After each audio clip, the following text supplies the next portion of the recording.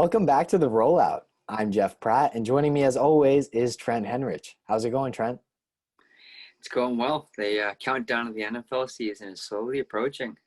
Absolutely. We're what, around 25 days now? Yeah, less than a month. Pretty crazy.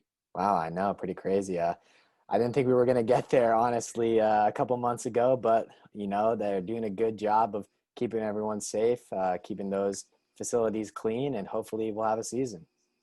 That's the hope. Yeah. All right. So today we're going to be moving away from fantasy football for one episode, and we're going to be looking at things from a pure football perspective. We're going to be taking on the top 10 wide receiver duos in the league.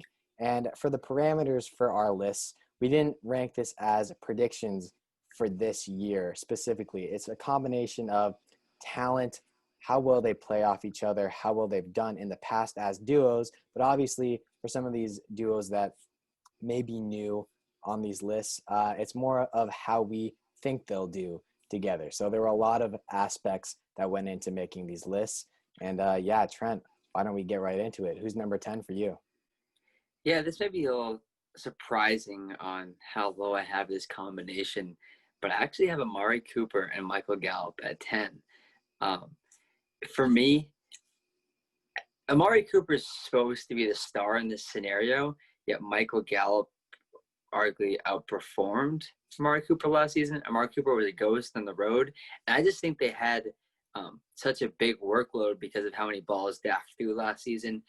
We talk about how Dak had such a good season, and he did, but he also was throwing the ball a ton. So they had a bunch of looks. I just don't think Amari Cooper, even though he had a solid season, he just didn't do that well for how many targets he saw and the production he put up. And I'm not huge on Michael Gallup's skill set per se. I think he's a good wide receiver, but I think he's limited in what he can do. Yeah, you know what? I love the term you use. That's definitely something we talk about when we bring up Amari Cooper, and it's ghost on the road. And I dug a little bit into his stats. Trent, he had 8 games with less than 5 catches last year. So for a guy who they're paying around 20 plus $1 million per year, he's really not producing at the rate that you would expect from a number one wide receiver. And I agree completely that it was, his production was really a product of Dak Prescott just throwing him so many balls. And I do have the Cowboys duo a little low on my list as well.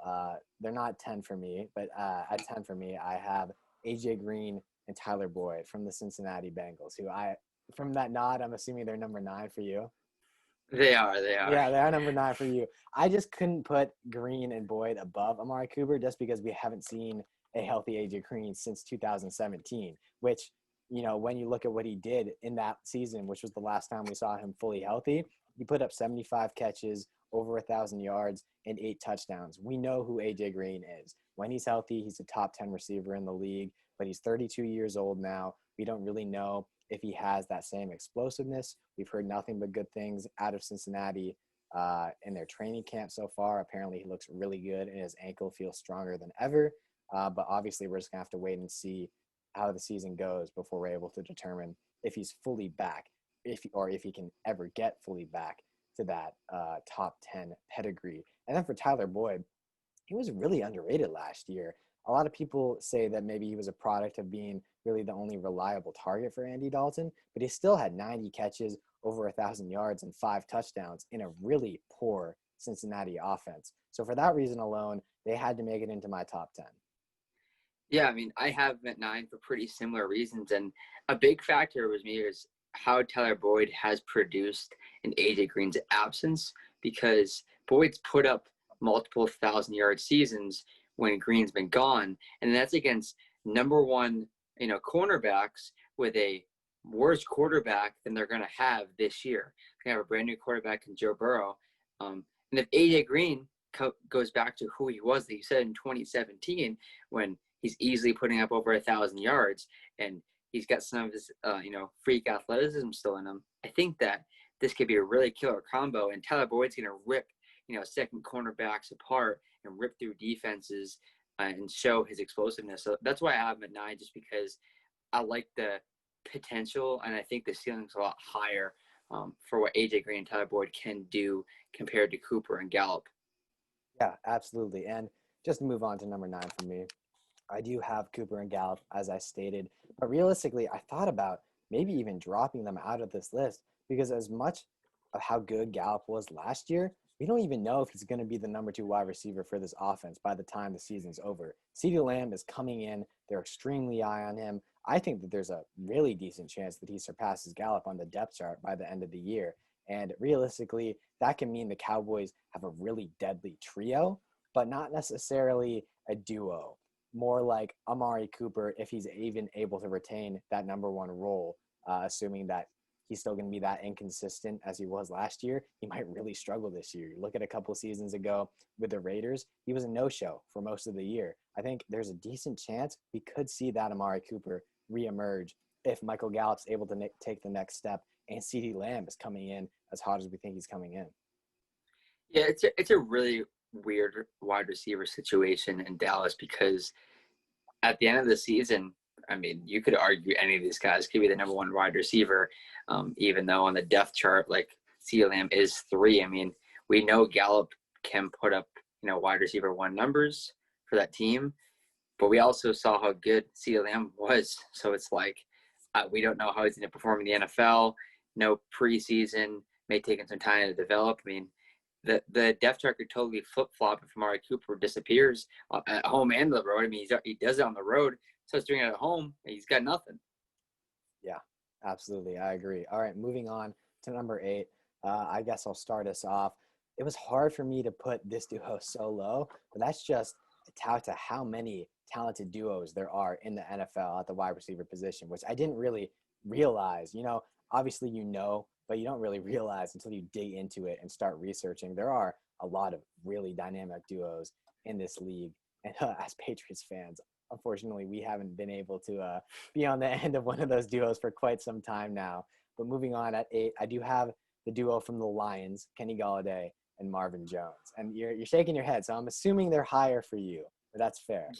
No, I have him at 8. Wow. I don't know how this happened. Hey, great minds think alike. And you know what? I actually originally posed this question on Twitter, and then I came out with my list, and I've completely rearranged my top 5. Kenny Golladay and Marvin Jones were actually a threat to be in the top 5 for me. And then at the end of creating my list, I had to move them all the way down to 8. Yeah, that's fair. I think, honestly, which seems kind of crazy to me when I was thinking about it, is Kenny Golladay may be a bigger question mark than Marvin Jones because, I mean, Marvin Jones has proven how consistent he is, but we've really only seen one really good season from Kenny Golladay. So it's the question mark, honestly, may be with Golladay and not Marvin Jones.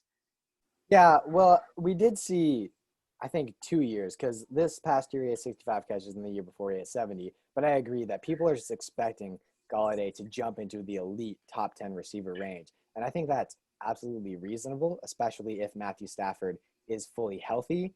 But I'm not so sure that it's a lock to happen. As you said, another guy that could really throw a wrench in the equation is TJ Hawkinson, who wasn't healthy the entirety of last year. And in reality, it does take tight ends at times 3-4 years to fully come into their own in the NFL. But we saw what Hawkinson and Stafford were able to do, especially in the red zone, his week 1 of his rookie year. If they're able to build that similar chemistry, it could take a little bit away from Kenny Galladay's production, especially in the red zone, which is where he was really deadly last year. He led the NFL with 11 touchdowns. We also saw Hawkinson couldn't do the rest of the season when it wasn't with Stafford and what Golladay could do to step up. So it's like, you can pick and choose your battles on this one. I think this combination is better than people think. I'm surprised on Twitter, or you said you had him close to the top 5 and then Twitter changed your mind and you pushed him down. They didn't really change my mind. Twitter didn't change my mind on that. They just initially were there. And then as I dug more into this, because, when you create a Twitter poll or question, you really just, sometimes you do a little research, and usually you will, before you come out with a tweet, you want to be sure that you're able to talk about what you are posting, but you're just shooting off what you think off the top of your head. And then, that made me push them down a little bit. So the consensus on Twitter was that they were higher or lower? They were lower on Twitter. Okay. A lot of people didn't even have them in their top 5. I think a couple people raised that they should be, But I think a lot of people are sleeping on Marvin Jones, as you said, Trent. And you look at what he did. Yeah. Look at what he did last year in only 13 games. He had 62 catches, only 3 less than Galladay. He had almost 800 yards. And what was even more impressive is he had 9 touchdowns. That's pretty crazy production.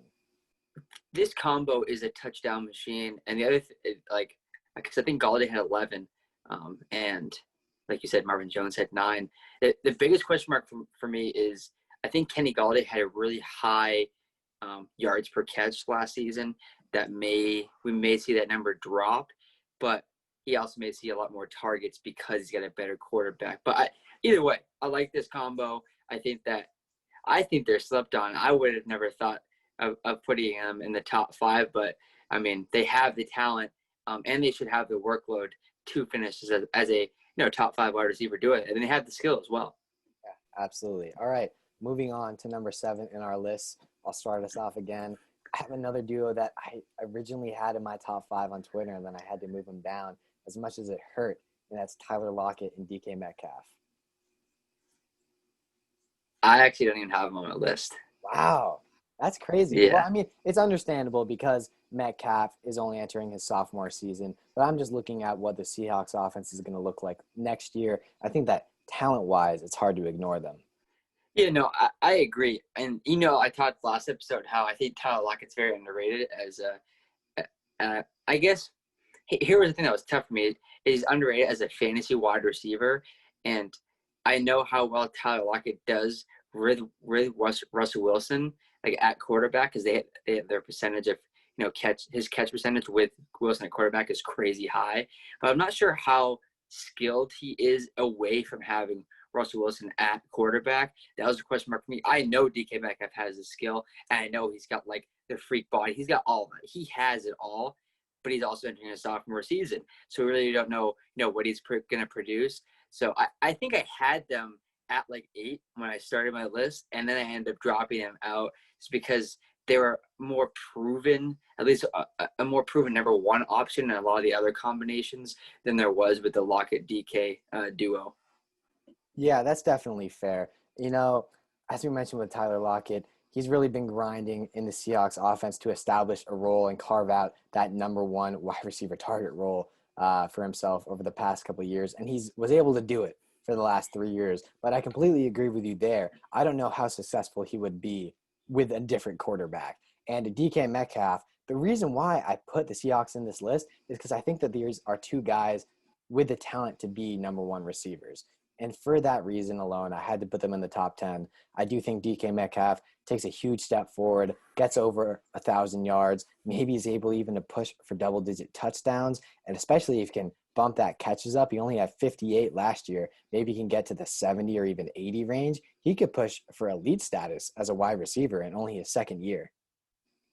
No, I agree. He definitely could, and I think he will carve out a solid position in that offense to put up those numbers. Yeah, absolutely. All right, Trent. So if Tyler Lockett and DK Metcalf aren't on your list, that means we're going to have a different grouping in the first three trios for you. So who are you going with? I here went with Keenan Allen and Mike Williams. This was an interesting one because I feel like no one thinks about Mike Williams as a legit option, nevertheless in a dynamic duo. But he's had up and down weird seasons.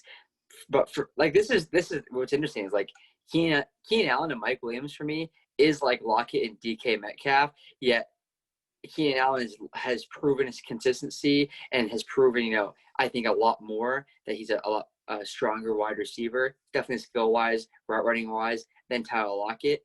I think that DK and Mike Williams are kind of on the same page because Mike Williams has showed 1,000-yard seasons, but he also has, had his down season. So, and he's not really talked about, but he's a big wide receiver. He's a big target.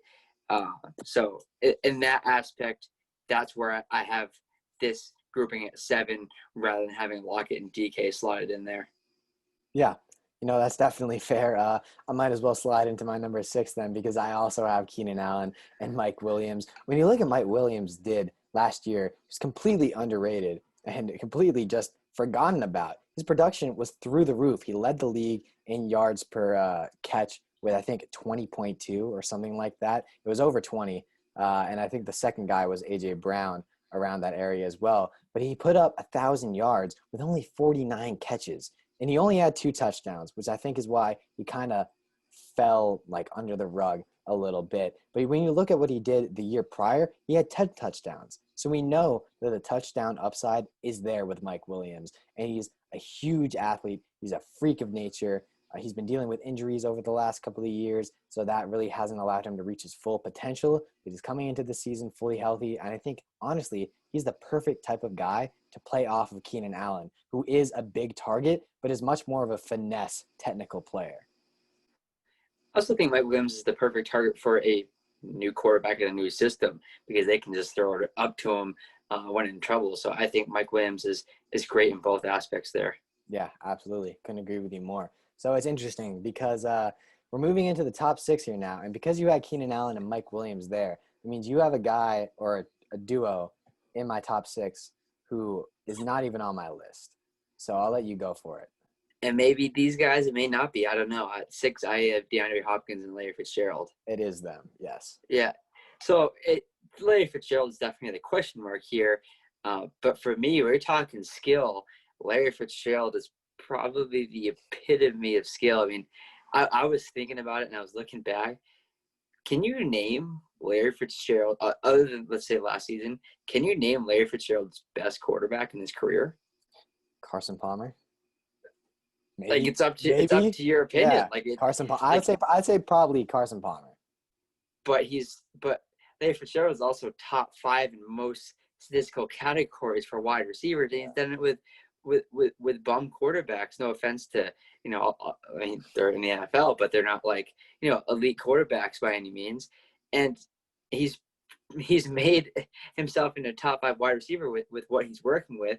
And we know DeAndre Hopkins, we know how good he is. He's a top 5 wide receiver in general. Not talking about duos, but I think Larry Fitzgerald, his I guess his veteran ability in this offense and knowing how they're going to play and just how to play the game. I think he's still going to be a factor. I don't think Larry Fitzgerald is going to go out in most likely his last season and just go out quietly. I just don't see it happening. Yeah, you know what? And I completely glossed over when I mentioned Carson Palmer. It was absolutely Kurt Warner as the best quarterback throwing the ball. But I just looked this up. There have been 16 quarterbacks to throw a touchdown pass to Larry Fitzgerald. And Kurt Warner and Carson Palmer are at the top of that list. And obviously both of those guys were phenomenal in their runs with the Cardinals. Even if they didn't last that long, Kurt Warner only threw him 39 touchdown passes. So I think he was there for around 5 or 6 years, I think. Maybe even less. Maybe 4. Less. But he was really dominant while he was there. Yeah. He really had a resurgence in his career in Arizona. But that being said, that stat alone tells you all you need to know about what was going on in Arizona. They have not been a consistently good team, and Larry Fitz has been arguably one of the most, if not the most, besides Jerry Rice, consistent receivers of all time. Yeah, I totally agree. That's just why I have him here, because I think, he's fought through adversity. I don't think, unless he literally breaks a bone, I don't think his physical abilities are going to hinder him as much as people think. I mean, he had a down season last year. It was also Kyler Murray's rookie season. Larry Fitzgerald's, teaching this Christian Kirk and trying to teach him in the role. And they didn't have DeAndre Hopkins. Now they have D-Hop, who's going to have every best cornerback in the NFL on him. And Larry Fitzgerald should have a lot easier matchup.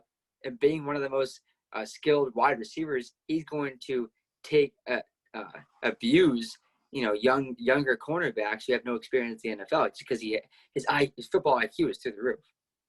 Yeah, well, some people may question Larry Fitzgerald's durability. I'm not one of those people. I think he's going to have a great year this season. The only reason why I couldn't justify putting the Cardinals on this list is because I think Christian Kirk might be their number 2. I think that's definitely a fair argument to be made. He had a great year last season, and he's been struggling with injuries himself. I know he picked up something small this preseason, but assuming he's healthy and ready to go, I think there's definitely a case to be made that he's their number 2 guy. And while kind of like with Gallup and Lamb, while Gallup is definitely more established as the number 2 guy, it's almost like Kirk and Fitzgerald will flip-flop as the number 2 Yeah. option for the Cardinals this year, which is why I had to leave them off. But assuming that one of those guys establishes themselves as the number 2 weapon on this team, they're definitely a top 10 duo. Yeah, and the other thing, at least to keep in mind for you with the Cardinals wide receivers is if Kyler Murray is going to win MVP, his wide receivers are going to have a good season. Like, they just have to. Yeah, Yeah. and Kenyon Drake's going to have a great season as well as a receiving back. But anyway, moving on. So that was number 5 for you? That was 6 for me, and that's Okay, all where right. we're missing one there. So All we right, should so be now, back on the same page. yeah, so I'm assuming unless you have Stephon Diggs and John Brown in your top 5, that we have the same top 5. And actually, that was a duo that popped up in a lot of people's lists, even though they haven't played together at all this year. I mean, you could really say that. So you can say the same thing for D-Hop, as he's in Arizona. But Yeah. I think D-Hop's definitely more of an established guy than Stephon Diggs. And you can say the same for another, at least, duo in my top 5. Yep, I think you could say the same for another duo who comes in at number 5 for me, and that's from the Saints. It's Michael Thomas and Emmanuel Sanders. When I was making this list initially, they didn't even come to my mind as a duo, just because Michael Thomas is on another level. He is otherworldly, and Emmanuel Sanders, you think about him, and you think that he wasn't that productive the last couple seasons, but in reality, he put up a pretty solid season splitting time between Denver and San Francisco last year. He has 66 catches, almost 900 yards, and 5 touchdowns, catching passes from, honestly, mediocre quarterbacks. I'm sorry, but Jimmy Garoppolo is not going to win you that many games through the air. You look at how San Francisco got to the Super Bowl last year. It was through running the ball and having a tremendous defense. So for that reason alone, I think Sanders, he's going to fit in perfectly in New Orleans as their number 2 option alongside Michael Thomas, who broke their single-season reception record last year. Drew Brees is going to love him. This offense is going to be so high-powered, and Sanders is not a breakout candidate, but a candidate to have a resurgent year.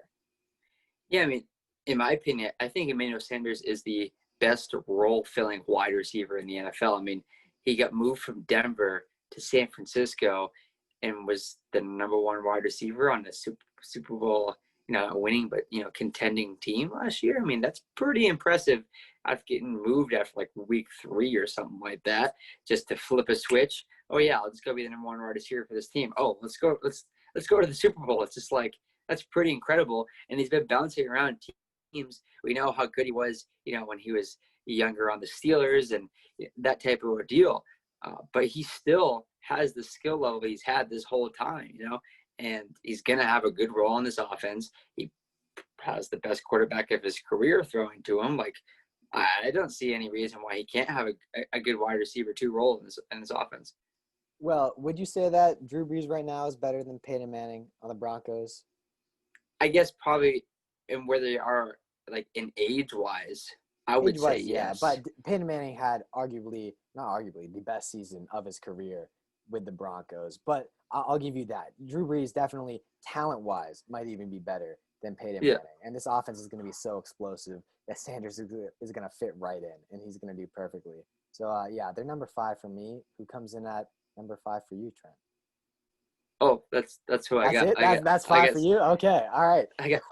So we've had pretty similar lists so far. So let's move on to number 4. And for me, this was a team that bounced around a lot in my rankings. At one point, I had them as low as 8, and at one point, I had them as high as 2. But they settled at 4 for me, and that's from the Rams. I have Cooper Kupp and Robert Woods, and they're at 4 for you, aren't they? Yeah. All right.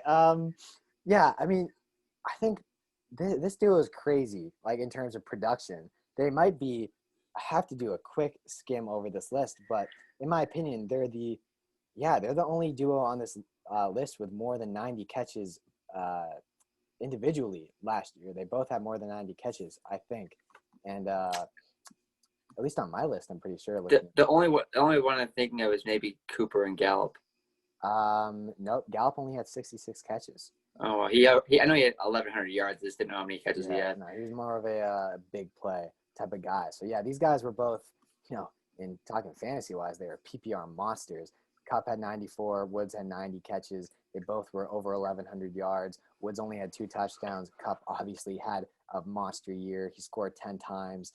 this duo, well, I think they may not be on par with a couple of these guys in talent wise. I think they play off each other perfectly. And we talk about Jared Goff as a quarterback who's pretty mediocre, but he's done a lot with both of these guys. They've become pretty consistent weapons for him. And honestly, I love that they got Brandon Cooks out of this equation because it's going to open up space for Robert Woods to really establish himself as the number one wideout for this team. Cooper Kupp is going to continue living in the slot. Obviously, we disagree on whether Tyler Higbee is going to have a bigger role because they're going to run 12 personnel more this year. But either way, both of these guys are going to have great years. Yeah, I mean, that's my big question mark, and why I had this duo at 4 is because Kupp can really only play out of the slot. Like, that limits his upside. That limits a lot. I mean, in fantasy, great, he gets a bunch of catches out of the slot, but in reality, that really limits a wide receiver only getting to play out of the slot. And at the same time, I think this offense, at least wide receiver-wise, runs through Kupp. So they either have to decide, well, to run a 12-man offense and get Woods more touches, but now we have to take Kupp off the field, or we don't run the 12-man offense. We have 2 great tight ends, or not great, solid tight ends. Yeah. We have to take one off now for Kupp to be on. It's just like, what are we going to decide to do? Where are we going to find our more success? And I think it's going to be more of a trial and error thing, just because, yes, the 12-man worked well last year. That was also with Gerald Everett out. We don't know, what role he's going to play. And Cooper Kupp's numbers, I mean, they dropped. They dropped off a cliff towards the end of the season. Yeah, and not only that, from a real-life standpoint, last year was the first really elite year of Cooper Kupp's career. Obviously, he was coming off of an ACL tear, and he's still pretty young. But in reality, if they decide to entirely switch their offense, Cooper Kupp could have a really down year. He could be looking at maybe like 70 catches if Robert Woods does end up being that guy. So that was the reason why I couldn't put them any higher, because not all of these guys on my list, because we're going to have the Falcons eventually, and Calvin really hasn't established himself yet. But Cooper Kupp hasn't done enough to prove that he can consistently be a top 15 wide receiver in the league, in my opinion. I mean, and I would argue that, like, this duo is so, I think, even, and like you said, how they work off each other, that they made it to 4. But they probably, if you had to rank all the wide receivers we have, I'm not sure that Cooper Kupp or Robert Woods individually would fall in the top 10 with all the guys we have on the list. I mean, it'd be tough for them to beat out guys we have behind them. I mean, I'm not putting Cooper Kupp or Robert Woods behind, Kenny G or Keenan Allen or anyone like that. Like, they're number one, whoever their number one is going to be low on a top 10 if you individually separate everyone. Yeah, I agree completely. All right. So moving on to the top 3, we have the same 3 groups. We've been pretty similar so far. I'll just say it. I have the guys from the Falcons, Julio Jones and Calvin Ridley. So is that smile because you have them at 3 as well, or because you have the Browns at 3? I have the Browns at 3. All right. Yeah, so I did move the Browns up. I was really struggling with this choice because Julio Jones, as a lot of you know, is my favorite wide receiver currently in the NFL. I think he's going to be a top 10 receiver of all time, no doubt, by the time he retires. And he's a force. I mean, last year he had 99 catches, which was the lowest he's had in a while, but he still racked up so close to 1,400 yards. Touchdowns is the only thing he's really lacked consistently throughout his career. He only had 6, whereas Ridley, on the other hand, is a touchdown machine. So they play off each other perfectly. He's at 17 scores in his first 2 seasons, but he has yet to prove that he can be a dominant number 2 in this league. And I think that changes this year. Obviously, he only played in 13 games last season, and he never really got the chance to showcase his ability to play when Mohamed Sanu was traded and Austin Hooper was injured, because he was injured at the same time as Hooper. But now that both of those guys are out, he's going to step in as the true number 2 option for Matt Ryan. I think he's going to eat. So here's why I have the Browns 3, and Okay. I'll give you my reasoning, and I will fend for why I have them at 3 first, like boasting them. Landry arguably put up his best statistical season last year, almost 1,200 yards and 6 touchdowns. Touchdowns a little low, but he played a really good season. But for me, it's Odell was better 4 or 5 years ago than he is now. And that's just like, I think he's been on a downward trajectory, or at least plateaued. And usually that's not the case. Usually wide receivers, go on an upward incline. And that's where it's just like, I don't know what I'm going to get out of Odell this season, but I know what I'm going to get out of Julio and Calvin Ridley. I mean, Julio has put up 8,000 yards, I think, almost every year in his career. And then Calvin Ridley has put up almost identical stat lines the past 2 seasons. And, if Julio wasn't there, it would be a wide receiver one no matter what. That's why I have Julio and Calvin Ridley at 2, because they're more consistent. I think there's less risk with going Ridley and Julio, but you're going to get more upside with the Odell Landry combo, especially if Baker figures things out. Yeah, I can't really argue with you there. I think your reasoning is absolutely sound, but it's an interesting situation with Odell because you mentioned that he hasn't been getting better over these last 3 or 4 years, and I think really that's because of injuries that have been holding him back. He's definitely improving from his skill set standpoint. He's working, he's an NFL receiver, and he's dedicated to his craft. So that his skill set has to be improving from the raw ability he had when he was a rookie and sophomore on the Giants. He just hasn't gotten the chance to show it, which I think is definitely fair, as you mentioned, Trent. The reason why I have them at number 2 is talent was probably the biggest thing for me when I was ranking these lists. And OBJ and Julio are close. I think Julio is the best receiver in the league right now, and I think Odell is a top 5 guy. But I think the difference between Jarvis Landry and Calvin Ridley right now is much bigger than the difference between OBJ and Julio. And I think Jarvis Landry is a top 15 receiver in this league, whereas Calvin Ridley might not even be a top 25 receiver in this league yet. I think he'll get there. That was the main reasoning why I slid in OBJ and Jarvis at 2. Yeah, I think purely off of skill, no matter how they do this next season or how they did last season, yeah, I'd put Odell and Jarvis over Julio, and really just because we don't know really, he's only in his 3rd season. It's hard to really rank in that highly from a skills perspective.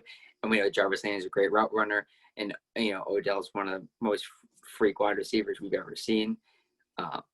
For me, it's just, I don't know. Odell is just a big question mark for me. I think he's either going to have the best season of his career and go absolutely off. I don't know if that will make Jarvis Landry irrelevant.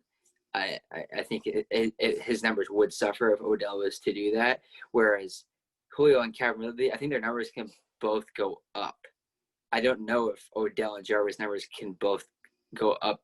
Do you know what I mean? I know exactly what you mean, and I completely agree with your logic there. If we're talking about production for this season, then I would say that probably Julio and Calvin Ridley, just based on that alone, I would put at 1.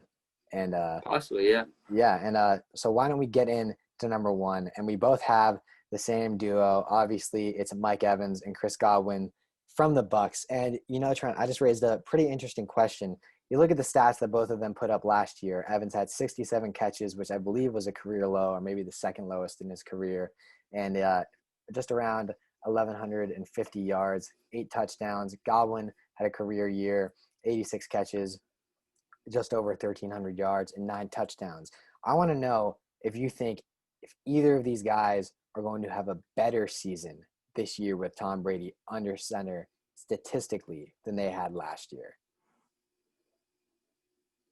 I think there's actually a lot of statistics you have to look at. I mean, I'm just talking these. I'm not even talking about, like, obviously, because it's going to be different because Jameis Winston, when he felt pressure, he was just hucking up the ball to them. I'm saying, like, Godwin averaged 95.2 yards per game. I don't know if he's going to crack 100 consistently this year. I don't think that's going to happen. I think Mike Evans' touchdown total could totally increase depending on Rob Gronkowski's role, because we know Brady likes the big targets in the red zone. So his numbers could always go up. And Mike Evans is one of the most consistent wide receivers in the NFL. He's had 1,000 yards every season. So I'm not expecting his yardage to go down per se. I think his touchdowns are more of what's in the air. And with Godwin, I think he's the one who's going to connect with Brady better. I think he's the one that's going to be utilized more by Brady. But he also put up an insane stat line last year. So it's like, I don't know if Godwin realistically can beat what he had last year. I think it depends on probably Brady's durability and how many passes he ends up throwing this season. Yeah, I would definitely agree with you there. This really just depends on Brady, and that's why, I almost considered putting them at two. It was honestly, it never was really a question for me because these guys probably had to be the number one on this list looking at what they did last year. And from a talent standpoint, I think Mike Evans is arguably a top five receiver in the league, and Godwin is probably pushing the top 10. We ranked these guys. I think they both fell in my top 10 around those respective areas. I personally think that Mike Evans is going to connect more with Brady. I think he's more of a Randy Moss-esque player. He's got the speed, he's got the size, and we look at what prime Brady did with Moss. It was pretty special. I'm not saying he's going to put up those type of numbers, the 23 touchdowns that Moss put up, which set the record. But for Godwin, on the other hand, the argument to be made there that he's going to have a better connection with Brady is he's going to fill more of a Julian Edelman role. He's obviously a little smaller, a little shiftier, can maybe work inside the numbers a little bit better than Evans. Realistically, it all depends on Brady's arm and if he's comfortable throwing a deeper ball this year, because both of these guys work really well around the 15 to 17 yard range. That's where they're probably most comfortable. I think one thing we probably really didn't even think about or factor in, and we talked about it for a lot of the, I guess I would call them second wide receivers and other duos, is Godwin's really only had one good season, if we're being honest here. I mean, his 2018 season, is nothing to shame. I mean, 59 catches, 842 yards, 7 touchdowns. Solid stat line, but that's like 30 catches or 30 catches less in the season before, than 2019, 500 yards less, a couple of touchdowns less. I mean, he really broke out last season and wasn't a factor before then. So is it just the fluke? Like, does it just like he had high volume, was in a really great situation? I mean, we can see on the field when a player is skilled, like he is a skilled wide receiver, don't get me wrong, but he could easily go back down to a lot more realistic numbers from what he had in 2018. Yeah, I absolutely agree. Godwin, and that's probably the main reason why I do think that Evans will or is the safer bet this year for the Bucs receivers. But if I'm not mistaken, this was Godwin's second year. So that first season that you mentioned, that was his rookie year, was it not? It was, but he still had the same guy quarterback who was throwing a ton. Yeah, it's true. But it was interesting because Jameis, he wasn't throwing a crazy amount up until last year, and then he just was on another level with the volume. But I completely agree with you. I mean, 1,300 yards is going to be really hard to replicate with this many weapons in this Buccaneers offense. So I think it's very likely that Godwin, maybe his efficiency hangs around the same area with Tom Brady throwing him the ball, but statistically, he's probably going to regress a little bit in each category, I would say. 86 catches is going to be hard, again, for him to do just with Mike Evans, Rob Gronkowski, Cameron Brate in this offense. And what's interesting to me is he had that 1,300 yards last season in 14 games, and probably on a lot less targets than someone like Michael Thomas had. Michael Thomas had like 180 last year. There's no way Godwin got that many, and he put up 1,300 yards in 14 games. In a full season, Godwin could have pushed for almost 1,600 yards. Yeah, he had 121 targets last year. So realistically, I don't think he's probably seen that many this season. No, but I'm saying if he had a season where, let's say, he played all 16 games last year, tack on another 20 targets, tack on another 200 yards. I mean, he's pushing 1,600 yards. It's pretty crazy. Yeah, and double-digit touchdowns probably as well. Yeah. So, last season was absurd. Yeah, absolutely. And all right, I think that's where we're gonna wrap things up. This went a little longer than we were expecting, but I had a great time, and we'll be doing something again like this in the future with maybe quarterback duos, maybe running back duos, whatever the case is. We'll tackle that. Next episode, we'll definitely jump back into fantasy football, though. Trent, another great episode. I think that these are progressing well every time we do them. And as for you guys, thank you for tuning in. Stay safe out there, everyone.